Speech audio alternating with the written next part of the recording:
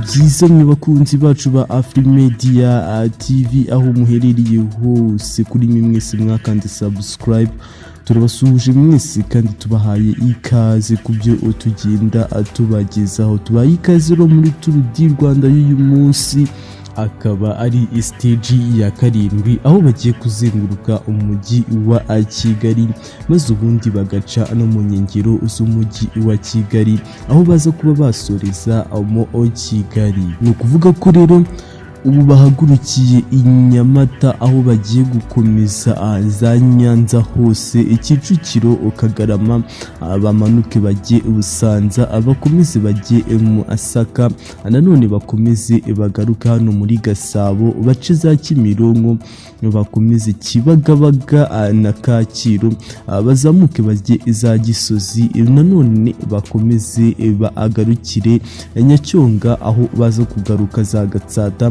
bagaruka mu mujyi wa KIGALI baza za Nyarugenge na Kiyovu aho baza gukomeza amazi ubundi bagasoreza ku musozi wa KIGALI. Etape y'uyu munsi ro ya 7 nuko yifashe aho bagiye kugenda ibirometero bingana n'115. No kuvuga ko rero uyu musozi wa KIGALI bari buze kuba bawugeraho mu masaha y'isa sita aho baza kuba basoza aka gace ka 7 k'irushanwa.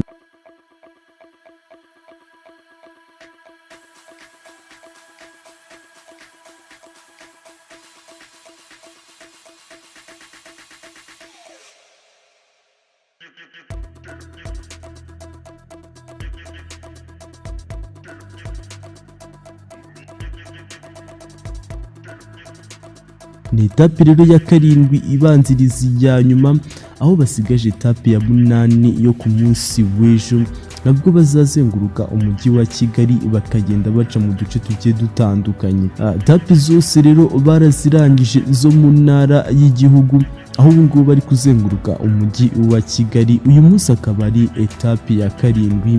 Reka turebe ko William aza kuba yakomezanya kwambara uyu mwenda w'umuhondo nanone turebe ko Mateo yajyana ni etape yo kuzenguruka umujyi wa KIGALI ndetse n'inkengero z'uyu mujyi. No kuvuga ko rero etape y'ejo reka turebe uko byagenze aho ku munsi wa hejo ndavuga kuri etape ya 6 yavaga Rubavu yerekeza Gicumbi yegukanye n'umusuwisi ariwe Mateo Adlet. No kuvuga ko rero uyu umukinyi yayegukanye akaba ari nawe wafashe uyu mwanya aho kwegukana aka gace ka 6 ariko kugeza ubu umubirigi ari William Junior akaba ari we ucyambaye umwenda w'umuhondo. No kuvuga ko ku munsi w'ejo bakoresheje ibirometero bingana n'157 aribwo baciye mu ntara zigiye zitandukanye bahagurukiye i Rubavu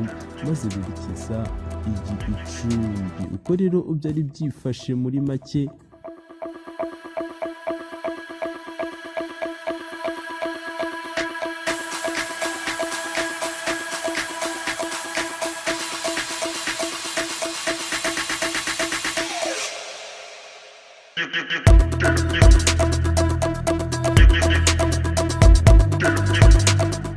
uko rero dukomeje kubibabwira ryakomeje ku munsi wo kwa 5 hakinwa agace ka 6 mu gace kahagurukiye i Rubavu akerekeza Gicumbi ku ntera ya kilometero ingana n'157. Bahagurutse rero Rubavu berekeza Gicumbi bahaguruka isaa 2 n'igice maze ubundi baza kuba basoza saa 6:35 abanyuma babashije kuba basoza saa 6:54. Tour du Rwanda rero nicyo gikorwa ngo cy'imikino cyonyine kigera mu ntara zose z'igihugu cy'u Rwanda kandi gikurikirwa n'abanyarwanda muri rusange. Akaba ari igikorwa kiri kuba ku nshuro ya 15 aho bari kugenda basiganwa kuri kabiri n'igice kimwe. Tour du Rwanda rikaba ikomeje uyu munsi, akaba ari umunsi wa karindwi w'irushanwa, akaba ari stage ya karindwi nk'uko dukomeje kubibabwira, iza kuba yahagurukira i Nyamata, amaze ubundi bakagenda baca mu nkengero z'umujyi wa Kigali, bakaza kuba bagaruka mu mujyi wa Kigali bagasoreza i Nyamirambo mo Kigali. Ni ukuvuga ko rero ari stage rero ya karindwi banziriza iya nyuma, aho bazasoza ku munsi w'ejo, ndavuga ku cyumweru, bari gukora stage bari kugenda agace ka karindwi, ariyo stage ya karindwi ya nyuma y'uyu mukino, bakazaba bazasoza ku munsi w'ejo tariki 26 z'ukwezi kwa kabiri turimo. Tour du Rwanda rero irakomeje. Reka turebe ko wenda uyu munsi hari umunyarwanda wabasha kwegukana akano gace ka Nyamata aberekeza mo Kigali. Bibutse ko rero nanone uyu mwenda w'umuhondo ugifitwe n'umubirigi ariwe William, ugifite uyu mwenda w'umuhondo kuva ejo ku munsi wahashize ku gace ka gatandatu nanone na ka karindwi. Reka turebe niba uyu munsi aza gukomezanya uyu mwenda w'umuhondo. Ibi ni ibikomeje rero kuba biri guca mu bitangazamakuru bigiye bitandukanye, aho uyu munsi ari Tour du Rwanda iri kuvugwa mu gihugu, amasiganwa akomeje kandi arimbanije agiye kuba yagirwa ku musozo, ndavuga ku munsi w'ejo ku cyumweru ariko bazanasoza. Turabashimiye, mukomeze kugira weekend nziza.